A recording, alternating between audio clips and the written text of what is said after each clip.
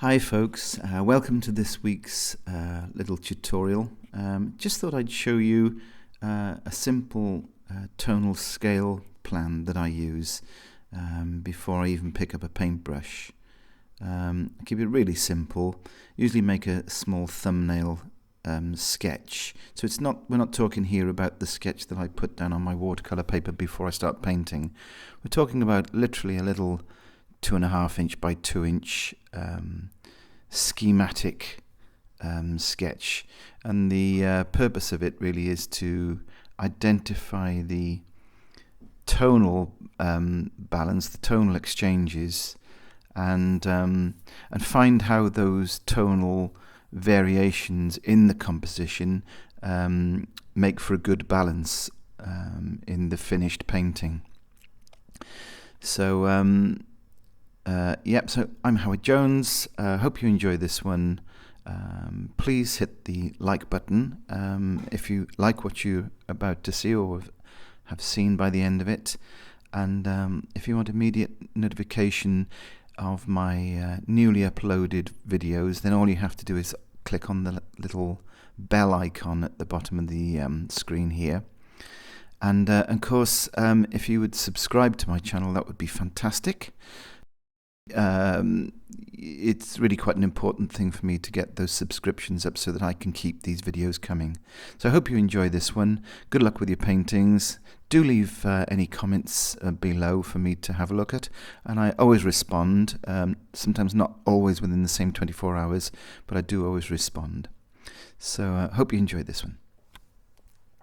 What I've done is I've made myself a little thumbnail sketch. Now, this is a tonal study. This is my tonal plan, my composition. And if you look, I'll bring the photo back in a moment for this to make more sense. If you look at it, okay, this is a really simple, I hope you can see that. This is a really simple 5-part tonal value. And number 1 is basically the wall, everything that's in direct light. You could call it the white if you like. It's the wall, it's the windows frame. I would say this is an area of white. These uprights area of white. My number 1 value. This is number 1 value in here. This is number 1 value over here. This is number 1 value over here. Now that's this value here, okay? Now, number 2 value, I would say that's probably the urn. And I use a hatching method, really simple.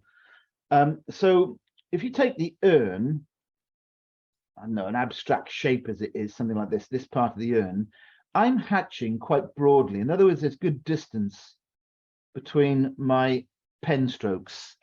It could be pencil, it doesn't matter. So that gives me a tonal value by the spacing. If I were to increase that, make those lines closer together, okay, I increase the tonal value. All right, so look at number 3, and I would say tonal value number 3 is my windows, okay, in here. That's tonal value 3. It's all about the tightness, if you like, of the hatching, the shading. Let's call it shading. That's what we're probably more familiar with. And then we go to 4. 4 is probably the darkest value in this sense. I'll tell you what 5 is in a moment. But 4, I would say, is my shadow area. Okay. And when you look at the tightness of the cross hatching in the shadow area, and that's the shadow on the wall of the urn, of the actual object, then it's a lot tighter. Okay, it's something like, whoops, like that. So that's my tonal value number 4.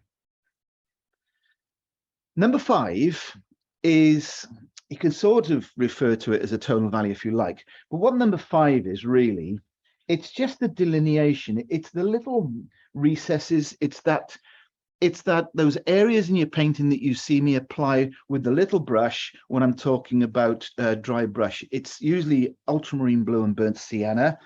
It's usually a strong gluey-like mix, and it might be in areas just to delineate the edges of objects, to little recesses within the relief of the urn. You know, there's pattern and texture in the urn. So I don't really sort of consider, although it's the darkest value, if it were on mass, it's really just for the low lights.